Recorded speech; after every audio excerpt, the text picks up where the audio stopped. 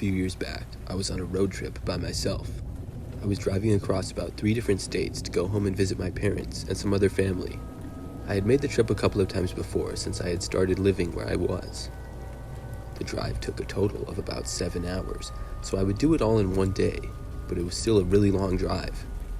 On the day that I left, I was able to get out of work a couple of hours early, which was nice. The drive went well for the most part. I stopped for gas a few times, and food as well. At about 9 p.m., I found myself around 2 hours away from my parents' house. My car was running low on gas, and I was running low on energy, so I pulled off the freeway for what would probably be my final stop. After I got off the freeway, I drove down a quieter road for maybe a mile before seeing a gas station. It was a 7-Eleven, and I pulled in and drove up to a pump. The gas station was very quiet, and nobody else was there that I was aware of. After filling my tank, I started walking inside to get an energy drink or something. When I was headed towards the door, I noticed that there was a man kind of standing in a darker area on the side of the building. I went inside and went to the drinks. I found something with some caffeine and then went over and paid for it. Nobody else was inside the store other than the employee. After leaving, I was heading back to my car, which was still at the pump. When I got inside, I cracked open my drink and took a few sips. I was casually looking around and drinking when I noticed the man who had been standing at the side of the building. He was suddenly walking over to me, and the way he was walking was really aggressive. Based on the fact that a random guy who had been standing around the side of a gas station was rushing towards me, I decided to leave. I quickly started up my car and began driving away. When I pulled out, the man was probably within 20 feet of me. I was happy to get out of there, but I noticed the man start running to the back of the parking lot of the gas station, where a smaller, old-looking red car had been parked. I had assumed that car was the employee's. I saw the man get in, and I was now driving down off the road, headed back for the freeway. The guy started speeding away, almost recklessly. He caught up with me rather quickly, and I hadn't been driving slow either, but I wasn't going to risk getting a speeding ticket. Now I was really concerned. I had no clue who this guy was. I was not aware of any reason at all for him to follow me. I soon merged back onto the freeway and started driving down it. The guy behind me was right on my tail the entire time.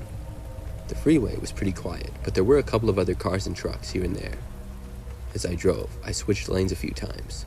The guy behind me would always copy me and do exactly the same. The following distance that he maintained the whole time was probably like 1 car length or so. It made me really uncomfortable. After driving on the freeway for probably 5 minutes, I decided to take an exit. I exited at the very last second, hoping it would confuse the man. When I did, the guy pulled off right behind me. I slowed down when I got up to a quieter street, and when I came to the stop sign, I thought the guy was going to crash into the back of me. I drove down another quiet road and passed by a gas station and a fast food restaurant that was closed. Now, I was in what looked like a quiet small town with lots of farmland nearby. I really didn't know exactly where I was. I turned at a random road and then turned again at another one a short time later. I didn't really know where I was going or what I was doing. I was just hoping that the guy would stop following me. Maybe if he realized that I knew he was following me and I was just going to keep turning all the time, he would give up. But the guy didn't seem like he wanted to do that. I drove around this random small city for like 10 minutes. The guy kept up behind me the entire time. I was about to turn around and go back to the freeway when I noticed something. I was driving on what appeared to be one of the main roads of the city that I was in. When I was driving down it, I noticed we were coming up on a police station. I saw some of the patrol cars parked in the parking lot, and I decided to pull in. I signaled to turn, and at first, the guy behind me did the same. But as I was pulling in, he suddenly veered around me and sped away, going straight instead. When I got into the parking lot, I saw an officer and figured I would tell him about what had happened. After speaking with him and letting him know, I went back on my way. The rest of the way home, I never saw the guy again. To this day, I don't know why he chose to follow me.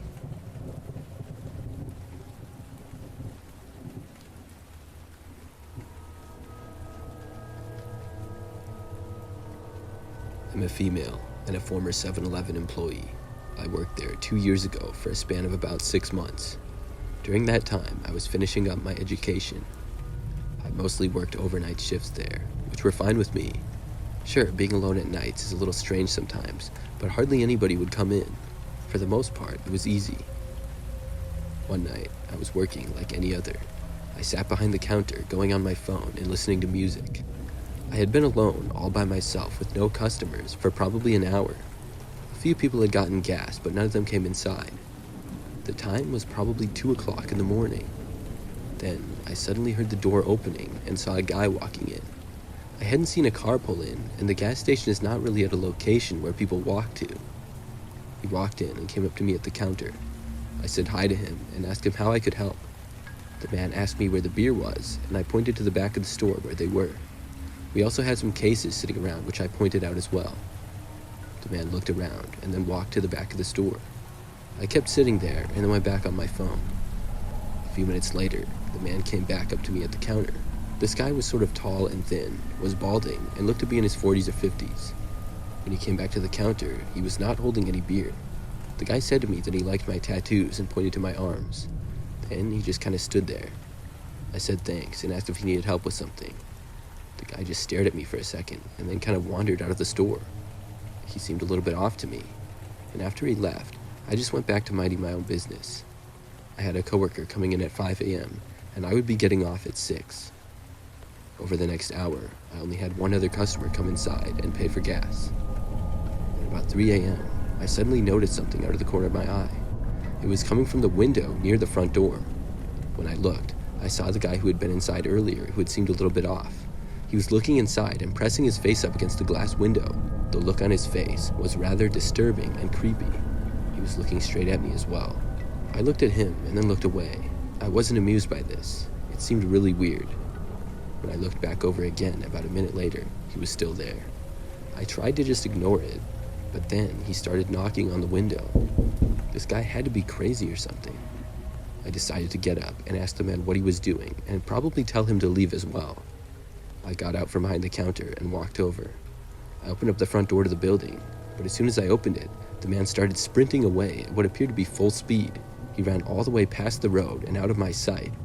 Oh well, I thought, and went back inside to work, shaking my head. For the next few hours, things were peaceful and went on like normal. At 5, my coworker Alex showed up, and things were really easy then. And at 6, I was off for the day and could finally leave. When I was walking out to my car in the parking lot, I happened to notice the man again. He was standing kind of in the grass between the parking lot and the road. The guy was looking right at me. I hurried up and got inside my car and left. After I left, I called my coworker Alex and let him know about the guy just to be aware. Luckily, the man didn't follow me out of the parking lot when I left or anything like that. Now, fast forward 2 days. I worked one of the 2 days and didn't come across the man or anything strange. But on the second day, I was hanging out with a few friends. There's a diner in town that we hang out at a lot. We're friends with the owner and their family, and my friends and I have been going there for years. I was there, sitting in a booth with 2 other friends. We were just hanging out, talking, and having some food. Out of nowhere, I happened to notice the guy who had been at the gas station. He was sitting by himself on the other side of the diner. The whole place wasn't very big. It had maybe like 10 booths and then seats at the diner. The guy was facing me, and I caught him staring. I told my friends about him and who he was. We weren't really sure what to do though. I felt like the chances of this being a coincidence were really slim. But still, he wasn't bothering me and hadn't come up to me or anything like that, so I decided to just ignore it. The man never tried talking to me or anything. When I left, he didn't follow me outside either. For the next few days, the man was completely absent from my life, and that's the way I would have liked it to stay. But then came the last time that I saw the man. It was a typical work shift, and for 90% of it, everything went fine. I didn't see the guy and had dealt with mostly normal customers. When my coworker Alex came in the early morning like he often did, he let me know that it looked like someone was messing around near my car in the parking lot. I walked over to the window and looked. That same guy was appearing to try and open one of my windows or something. It looked like he had some kind of tool as well. I opened the door and yelled out to him, asking what he was doing. The guy looked at me and then ran off down the street. It was so strange. I went over and looked, but luckily he hadn't broken in, at least not yet. After that though, I never saw the guy again. I only worked at the 7-Eleven for about another month after that.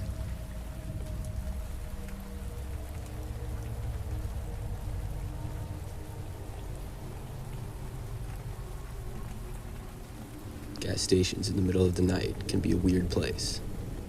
A few months back, I was driving home from visiting some friends. I didn't time out the drive very well, and I found myself on the road at nearly 3 o'clock in the morning. I still had a ways to go, but I had lots of caffeine and was doing fine. When my car was starting to run out of gas, I decided to stop at the next place. I took an exit when I saw a sign that there would be a 7-Eleven at the next one. They're usually a good gas station, and I go there all the time. When I pulled in, there was another car getting gas and somebody else in the parking lot. I pulled up to one of the pumps at the south side of it, sort of far away from the building. I paid at the pump and then began fueling my car. As I stood near the car, the other person getting gas drove off. This revealed that there was just one guy now, and he was standing near some of the other gas pumps about 20 feet away, but there were no other cars there. About a minute into me fueling my car, I saw the man start to walk over and approach me. He had a beard and wore kind of baggy and dirty clothes. He walked right up to me, which made me a little bit nervous. When he reached me, he asked me if I had a cigarette he could borrow. I told the guy no. I didn't smoke, and even if I did, I certainly wasn't going to give him a cigarette right next to a gas pump. There are literally signs everywhere that say no smoking. The guy stood there looking at me for a moment or two after I had answered him. Then, he turned away and started walking. He walked back over to another pump as I continued to fill my tank, which always takes a long time. Then, out of seemingly nowhere, the man yelled something and punched a gas pump. It made a loud noise. He hit it a few times, which was really disturbing to see. Then, he angrily started walking over towards the convenience store. He got next to it, where they had rocks up against the building. The man proceeded to grab a few rocks in his hands and start throwing them in my direction. He missed badly with the first couple, but he started walking closer. I couldn't believe my eyes. I had no idea why he was doing this. I quickly stopped getting gas and got inside of my car. A rock actually hit my car after I had gotten back inside. I drove off with the man still firing rocks in my direction. When I was out of there and back on the road, I called the police to report him. I was afraid for whoever was working inside the 7-Eleven, or if anybody else would try to get gas there. They let me know that they would have an officer there shortly to check out the situation.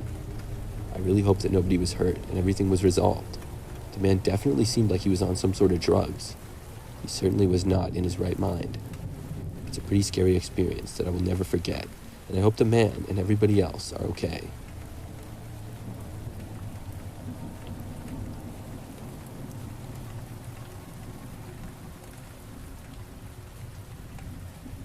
This story happened back when I was younger. I was about 10 or 11 at the time. During that time period, I lived with my parents in a smaller house near the city. We would often walk to a few stores or gas stations to get things. I would go with one of my older siblings a lot, and there were several places within walking distance. This was on July 11th, because on 7-Eleven they used to give out free Slurpees.